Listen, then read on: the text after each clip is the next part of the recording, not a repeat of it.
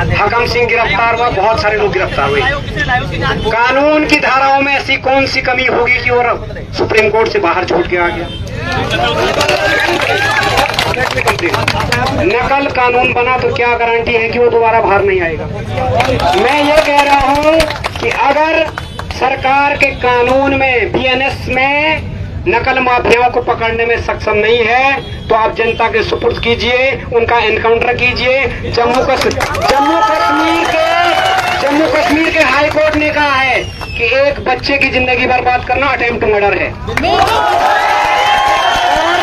ये कहना चाह रहा हूँ कप्तान साहब से, आपकी तो प्रशासनिक मजबूरियां हैं, आपको ट्रांसफर होना है, किसी प्रमोशन चाहिए, अशोक खेमका जी बनना सबके बस का बात नहीं है। 34 साल में 57 ट्रांसफर हुए हैं। आप लोगों की प्रशासनिक मजबूरियां हैं, ट्रांसफर के लिए 2 करोड़ 5 करोड़ रुपए देना पड़ता है, हम समझते हैं इस व्यवस्था को, लेकिन ये मुद्दा नहीं है सर, ये व्यवस्था का मुद्दा है। मैं ये कहना चाह रहा हूँ, ये व्यवस्था का सवाल है, मैं व्यक्तिगत नहीं कह रहा हूँ किसी को। मैं ये कह रहा हूँ कि अगर प्रशासनिक अधिकारियों की मजबूरियां हैं तो इन नकल माफियाओं को जनता के हवाले कर दें, हम इनका इनकाउंटर कर देंगे। मर्डर की धाराएं लगाएं। नहीं पॉइंट बता रहा हूं। आपने कहा कि आपके पास जो भी इनपुट है आप हमें दीजिए। अगर मैं किसी आईएएस अधिकारी और सीएम के किसी खास व्यक्ति का आपको इनपुट दूं, क्या एसआईटी इतनी सक्षम है कि उनकी जांच कर पाए?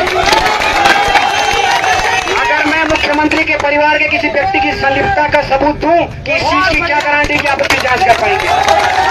तो मैं कह रहा हूं कि राज्य की जो प्रशासनिक बॉडी है वो सक्षम नहीं है इस व्यवस्था में जांच करने में। इसके लिए हम सीबीआई मांग रहे हैं। हम किसी को व्यक्तिगत टारगेट नहीं कर रहे, क्योंकि हमने झेला है। इससे पहले हमने आपको इनपुट दिए, बहुत सारी दिक्कतें हुई, ना तो एसटीएफ की पुरानी रिपोर्ट बाहर आई। लोक सेवा आयोग में भी कई अधिकारी हैं जिनके हम आपको नाम दे सकते हैं, उनकी जांच नहीं हुई। UKSSC का पूरा स्टाफ क्लीन स्वीप नहीं हुआ। तो आप बताइए कि युवा कितना सब्र करेगा? क्या कल को उसके अंदर अगर धीरे धीरे उग्र भावना भड़केगी तो कहाँ जाएगा? कौन इसकी जिम्मेदारी लेगा? माननीय जिलाधिकारी से कुछ कहना चाहते हैं?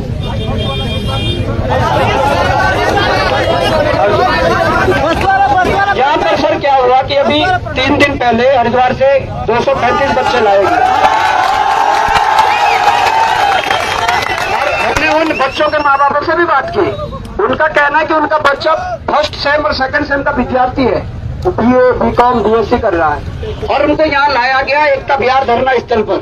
वहाँ नारेबाजी कराई गई कि परीक्षा परिणाम जारी कराओ, और वहाँ बोला गया कि निष्पक्ष और सारी चीजें हुई है। मैं चाहता हूँ सर, कालनी में एक आपने अभी अभियान चलाया था देहरादून पे, उत्तराखंड पुलिस ने, कालनी में कुछ फर्जी बाबाओं के लिए, तो ये लोग भी कालनी में अभ्यर्थियों की श्रेणी में आते हैं, इन पर मुकदमा होना चाहिए सर। हम देंगे आपको, होना चाहिए जो इस प्रकार का षड्यंत्र कर रहे हैं कौन है। तो धन्यवाद। आप एक बार डीएम साहब को लास्ट बार सुन लीजिए, फिर ये जाएंगे, फिर हम अपना डिस्कस करेंगे। और इनके मैं निवेदन करूंगा स्पेशल सर, जो इनपुट जो सारी चीजें पता है इस पर गौर करके आप आगे बात करें। और अगर वो मानते हैं तो मैं विश्वास दिलाता हूं कि अगर भी परीक्षा निरस्त होती है और पुनर्परीक्षा की होती है और सीबीआई के लिए प्रयास कर रहे हैं तो यहाँ से युवा हटे जाता है।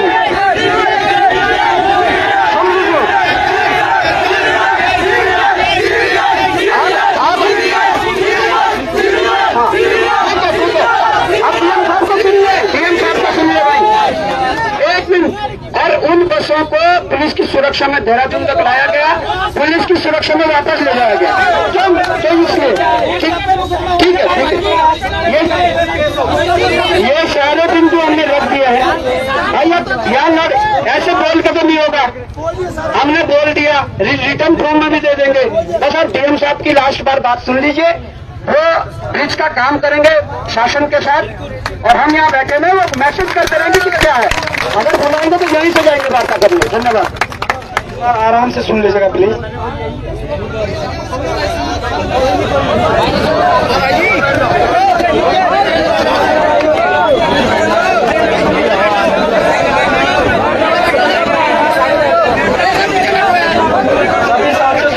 बीच में न बोले प्लीज। जिस प्रकार से आपने अभी तक शालीनता के साथ सुना है सर, हमारे और सरकार के के मध्य एक सेतु का काम कर रहे हैं। प्लीज आप एक बार गौर से सुन लीजिएगा, तब आप भले बोल देना। बैठ जाओ सब, बैठ जाओ भाई।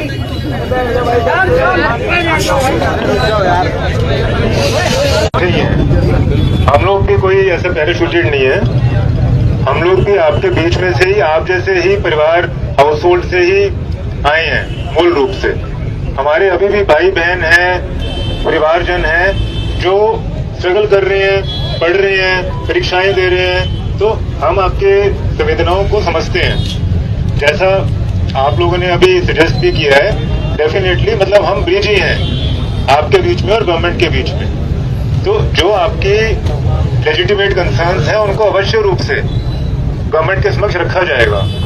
जो आपकी पेपर कैंसिलेशन की मांग है, मैं पहले उसके बारे में आपसे बताना चाह रहा हूँ कि देखिए, जब भी कोई हीनियस से हीनियस क्राइम भी होता है, वो एलिगेशंस होती हैं, उसमें पहले विवेचना की जाती है। चाहे वो लोकल थाना करे, SIT करे, CBI करे, कोई भी जांच एजेंसी करे, उसकी पहले विवेचना की जाती है, फिर निष्कर्ष पे आकर उसको सजा मिलती है।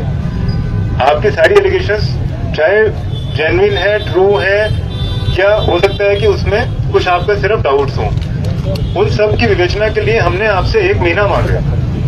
1 महीने में जो हमारी जांच चल रही है उसकी जो रिपोर्ट आएगी, अगर वो सेटिस्फैक्टरी नहीं है तो हमने आपको पहले भी बात की है कि आप तब भी अपना प्रोटेस्ट कर सकते हैं, तब भी अपने डाउट्स रेज कर सकते हैं।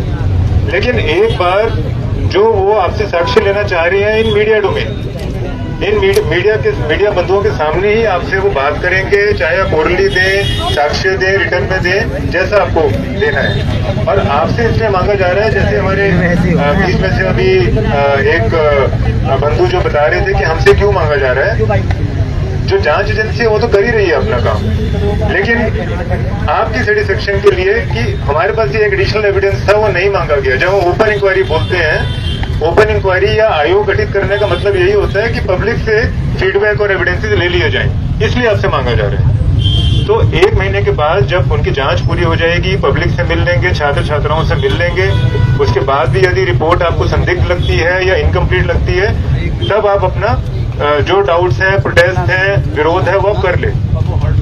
और अभी ये जो परीक्षा हुई थी, इसको तो अभी हमने सॉल्व कर ही दिया है, ये हम अभी आगे नहीं बढ़ाएंगे जब तक वो जांच रिपोर्ट समक्ष नहीं आती है। तो मेरा आपसे ये निवेदन है कि ये जो आपका ये जो करियर का ये जो टाइम है, ये प्राइम टाइम है। इसमें आपको जो अपना प्रोटेस्ट के जरिए मैसेज कन्वे करना था वो आपने कर लिया, जो आपने मैसेज कन्वे करना था वो कर लिया। उसपे जो गवर्नमेंट ने वाइडन करनी थी जांच स्कोप, वो कर लिया गया है। जहां तक CBI की आप बात कर रहे हैं, देखिए, जब आयोग की रिपोर्ट जब आ जाएगी और उसमें हमको लगता है कि नहीं, इसमें हमारा आमजन संतुष्ट नहीं हो रहा या जांच में कुछ कमियां हैं, कहीं से किसी भी स्तर से जो आपकी मांग है CBI जांच की भी, उसको भी ऐसा कोई रूल आउट नहीं कर दिया गया कि वो अड़े गए कि नहीं जाएंगे वहां पर। लेकिन पहले एक अपनी जो स्टेट एजेंसी होती है, हमेशा उससे पहले CBI भी जो है वो एक प्रिलिमिनरी रिपोर्ट मांगती है फैक्ट फाइंडिंग के लिए। हमेशा एक प्रिलिमिनरी रिपोर्ट मांगती है कि केस डिटेल्स क्या है, क्या क्या हमने जांच करी, क्यों आपने रिकमेंड किया CBI को कि आप क्यों सक्षम नहीं थे उसको करने के लिए। तो ये सब वैसे भी जांच करनी पड़ेगी, तो बिना उसके वो एक्सेप्ट भी नहीं करेंगे। तो मेरा आपसे पेपर कैंसिलेशन के लिए तो हम डिसीजन तब करेंगे जब उनकी रिपोर्ट आ जाएगी।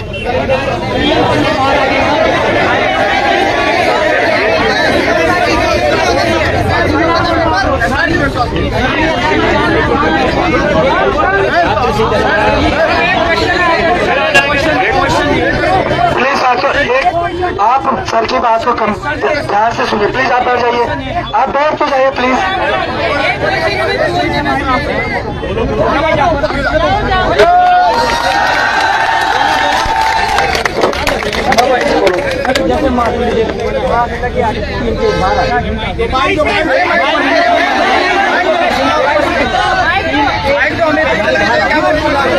अरे भाई शांत हो जाओ, आपके साथ तो यही है, नहीं माना जाएगा।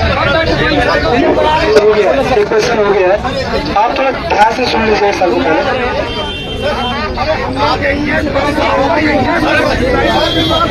हम यही है ना, सुनो, हम क्वेश्चन बना लेंगे पूरा बैठ के और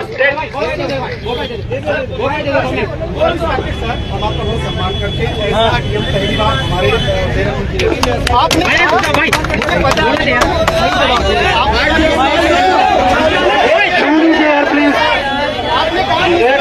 आप सुन लीजिए प्लीज, आप सुन लीजिए, शांत हो जाए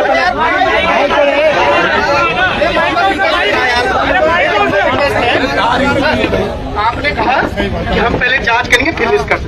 मुझे सिर्फ ये जानना है कि हाकिम सिंह के ऊपर एलिगेशन थे या नहीं थे, अंदर हुए तो बाहर किस बेस पे आए, बस मुझे ये बता दीजिए। मुझे बस सिर्फ ये जानना है, अब हम आगे की जांचों को क्या बोल सकते हैं। बिल्कुल बिल्कुल, ये आप लोग इतने पढ़े लिखे सभी लोग हैं कि कानून में जो है ट्रायल जो चलता है वो सजा के लिए होता है, और जब अरेस्ट होके जाता है तो 6 महीने 8 महीने साल भर 2 साल जेल में रह सकता है। जमानत देना माननीय न्यायालय, सुप्रीम कोर्ट, हाई कोर्ट का अधिकार क्षेत्र है। ऐसा नहीं कि कोई ऐसा ऑफेंस देश का नहीं जिसमें जमानत नहीं होती हो, कोई भी देश का ऐसा क्राइम नहीं है जिसमें जमानत उसकी चाहे 1 साल 2 साल बाद जमानत ना होती। तो ये क्वेश्चन है ना, ऐसा उसके ऊपर कुछ रेलेवेंट। बस मैं एक और, चूंकि जिलाधिकारी महोदय बोल रहे थे, बीच में इंटरप्ट हो गया, मैं आपको एक और जो फैक्ट बताता हूँ, शायद अभी यहाँ ना पता हो।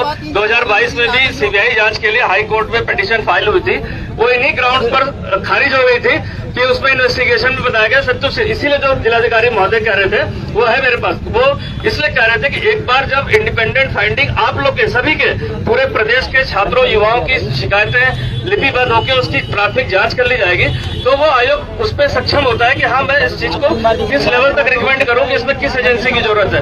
आज की डेट में कोई भी अनाउंसमेंट सिर्फ अनाउंसमेंट हो जाएगी, उसके पीछे डॉक्यूमेंटेशन होता है। शिकायत किसकी है, शिकायतों का जांच हुई कि नहीं, प्रारंभिक हुई, किस लेवल तक की इसमें अनियमितता पाई गई, ये सारी चीजें जब जाती है तभी कोई सेंट्रल एजेंसी कोई केस टेकअप करती है। 2022 की PIL खारिज हुई है, 2023 में फिर एक PIL आई थी इसी परीक्षाओं घोटालों को लेकर, जो आज भी कोर्ट में पेंडिंग है। तो इसीलिए चूंकि तैयारी करके आप लोग भी उसकी पार्टी बनी, मैं तो हमेशा कहता हूँ अभी भी पेंडिंग, आप उसमें पार्टी बन सकते हैं, एक खारिज हुआ इसके रिव्यू में जा सकते हैं। तो 1 महीने तो मांगा, कोई ज्यादा नहीं मांगा। मैं जिलाधिकारी महोदय से कहूंगा कृपया लास्ट में अपने सर उसको कर ले। आप लोग तो सेटल है 1 महीना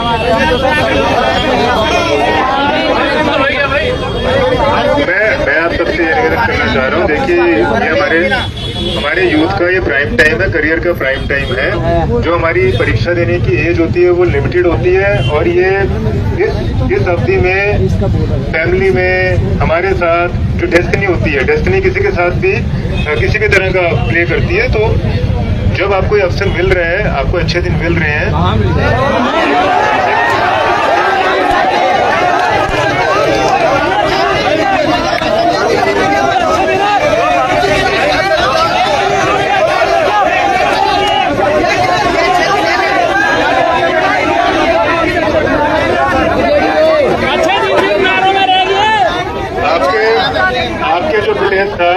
आपका जो प्रोटेस्ट था वो रजिस्टर कर लिया गया है, उसके ऊपर कार्रवाई कर दी गई है, और आगे स्कोप चल रहा है, अभी शुरू हुआ है। देखिए जो निष्कर्ष है और जो इम्पैक्ट है उसके लिए आपको थोड़ा सा समय मांगा गया। ये नहीं कहा गया है कि हमने क्लोज कर दिया है। तो आप अपना पढ़ाई में ध्यान दीजिए, और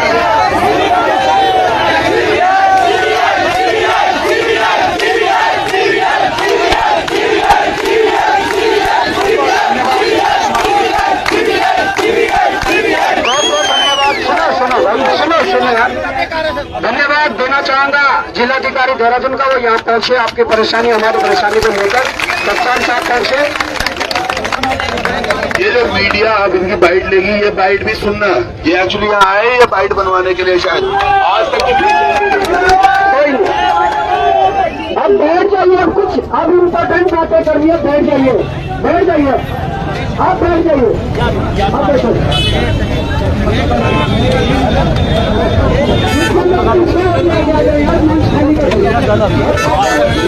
चलो रोले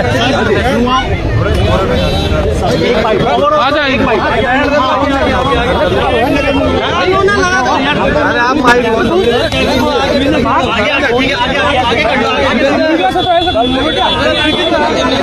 देखिएगा आप मीडिया वाइज के लिए।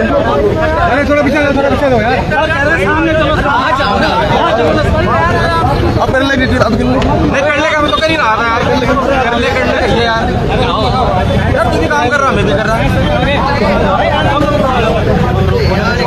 आगे आ जाओ सब आगे।